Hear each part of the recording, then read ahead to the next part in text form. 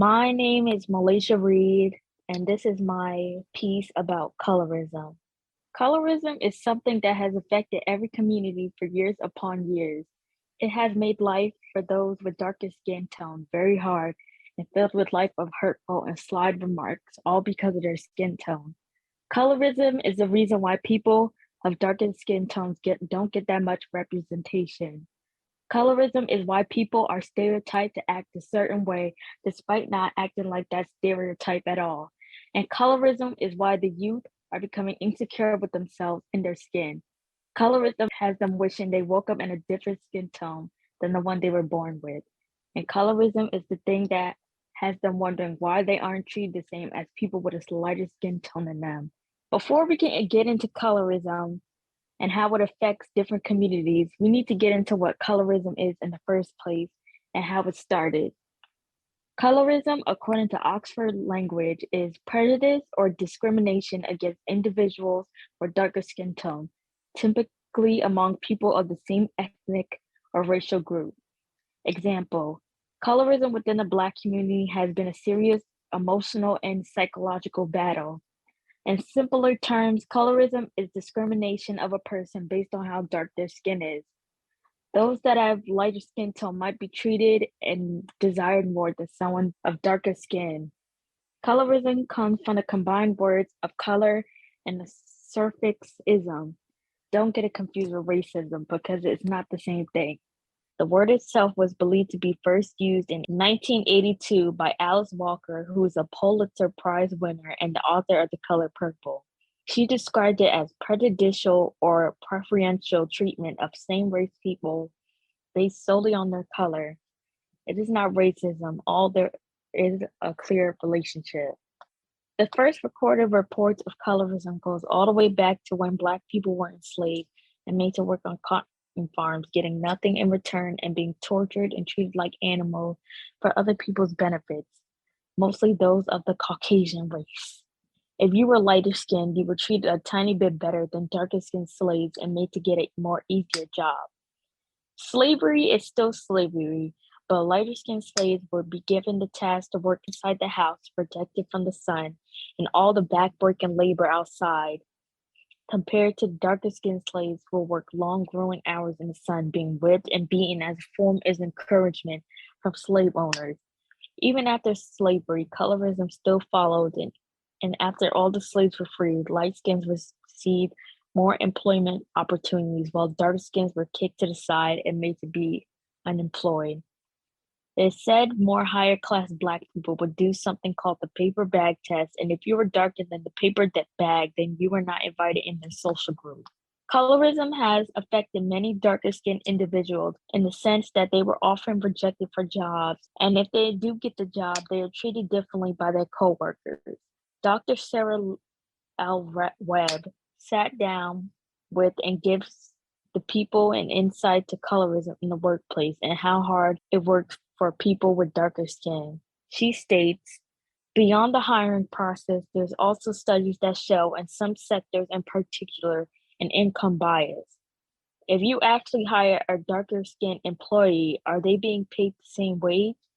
We know that people with darker skin are perceived to be less competent or less intelligent. And so, do they get the promotion? Do they get the bonus?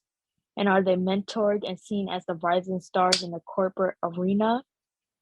Because of all the stresses and strains, we look at overall well-being of these people. In terms of employee health and their ability to thrive in the workplace, people with darker skin tones of different race, of different ethnic groups, show a greater risk for various diseases like cardiovascular disease and stress, end quote. Like Sarah L. Webb has stated, yes, darker skinned people may get past the hiring process, but the way they are treated in the workplace when they start the job is very different than if a light skinned person were to be hired. For example, are they getting paid the same?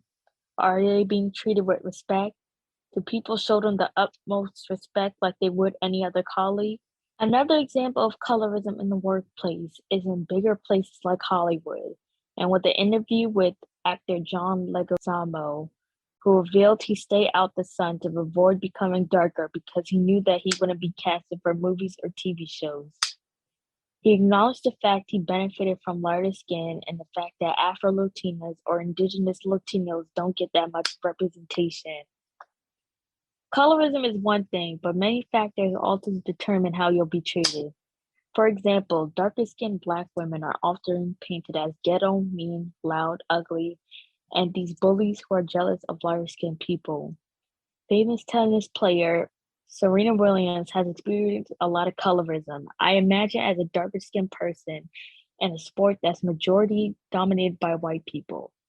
Well, one that's really stuck out to me is cartoonist Mark Knight drew and posted a disgusting cartoon of Serena Williams that not only featured her with exaggerated features stereotypically given to Black people, example, big red lips, a big nose, and messy uptight black hair. But she was also drawn to be jumping up with her racket smashed to the floor, portraying the angry Black woman trope, with a white man asking a white woman with blonde hair who's supposed to be Haitian Japanese Naomi Osaka to just let her win, insinuating Serena is being a sore loser for losing to a white woman and acting like a child. This cartoon was made after Serena Williams was penalized for calling chair umpire Carlos Ramos a thief and accusing him of sexism. Williams stated, "For me to say thief and for him to take a game, it made me feel like it was a sexist remark. He's never taken a game from a man because they said thief." The cartoon was then posted, and though it immediately got backlash from the Black community being reasonably upset about this, there were some individuals who didn't see the problem and spoke up saying people were overreacting, and Mark Knight was simply pointing out Serena's childish behavior. Darker Black men are not safe either, and they're often over masculinized and seen as threats or gangsters to people looking in. That's why darker skinned Black men are often at risk for brutal police attacks because police feel like their authority is being threatened whenever they're around Black men. I am a dark skinned woman. I have two Black parents. One, my dad also being dark skinned, and two, my mom being brown skinned. And I grew up to be dark skinned, just like my dad. I can't tell you my first time experiencing colorism because I was a child at the time and didn't really take any comments about my skin to heart as a child, so I can't really remember it. But one time, something really affected me when I was in the third grade. It was at the end of the day, and our teacher was leading us to dismiss us home, and we were going down the stairs. We stopped for a while because another class was passing through, so we just waited on the stairs, and I was there minding my business, just standing there because my friends were at the bottom of the stairs, and I was at the top, so I had nobody to talk to. I was hearing whispering and talking from behind me. I didn't really care until I heard the words dark skin and dirty. I was self-aware and I knew that I was one of the darkest girls in my class. I wasn't ashamed, but it was just something I was self-aware of and noticed. But I heard laughter and I hear the words dark skin and dirty. So I turn around being nosy and I see one light-skinned Black girl and one dark-skinned boy. I pretend to be disgusted about touching the place I recently touched. I'm like, what's the problem? And they start telling everyone behind me to not touch that spot because I touched it and my skin is so dark, so that means I'm dirty. In my third grade to 7-year-old mind, I'm like, I take a shower every day. So what are they talking about? Them and their group of friends have a habit of being mean to me for no reason. One day they will be my friend, and then the next they will say something mean about me. So I got used to mean comments, but this comment just did something to me. I felt tears well up in my eyes. My throat started feeling like it was closing up, and I felt a frown hit my lips. One of them noticed me crying and started loudly announcing it, and everyone close to me started asking, why am I crying, faking innocent, like they wasn't giggling at me a while ago, making fun of my skin. We finally started moving, and someone announced to the teacher I was crying, and she let the class pass by, and I saw some of them look at me with pity in their eyes. She pulled me aside and asked why I'm crying, and I felt my brain turn to mush. Why am I crying? Why am I upset?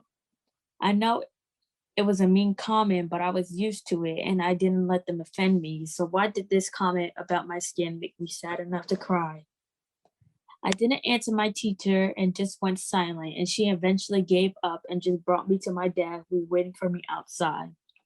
The teacher explained the situation. My dad brought me home, and on the walk, he asked me the same question as my teacher. Yet I just shrugged my shoulders because I didn't even know. I went to my room that day and kept thinking to myself, why did I cry? Colorism to me starts off in the household. Having to grow up around Black parents or parents who never seems to appreciate their skin tone or love themselves the way they should has a significant impact on how children would think of themselves growing up.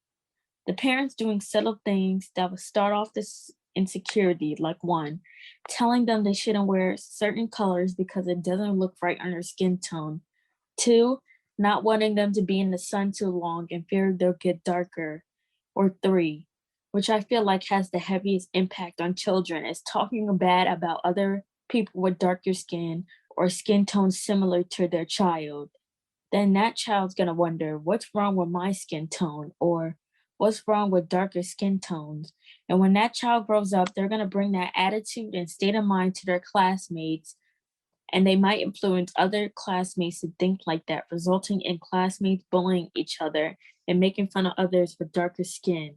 I told y'all up top about my experience on colorism remarks, but what I didn't tell you is that one of the people that made fun of me was actually my dad's friend's daughter.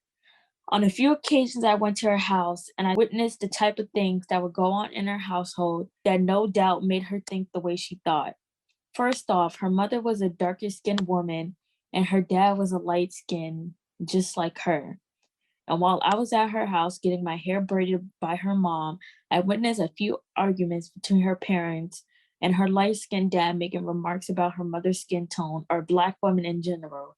And this included with him calling her a Black B word, insinuating all Black women are dirty and ghetto, and praised white women, saying the term all Black men love to use and to announce to everyone, which is, this is why I don't dig Black women. This is a statement I heard a lot, and hearing it just sets Black people back a few years and hurts my heart. In order to battle colorism, parents need to teach children that Black is beautiful and the skin tone they have is gorgeous and they should appreciate it.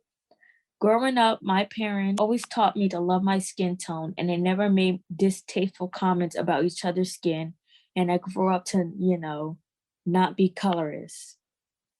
Happy Black History Month to anyone watching this, and I hope I opened up a new opinion in your head and really made you think about this topic.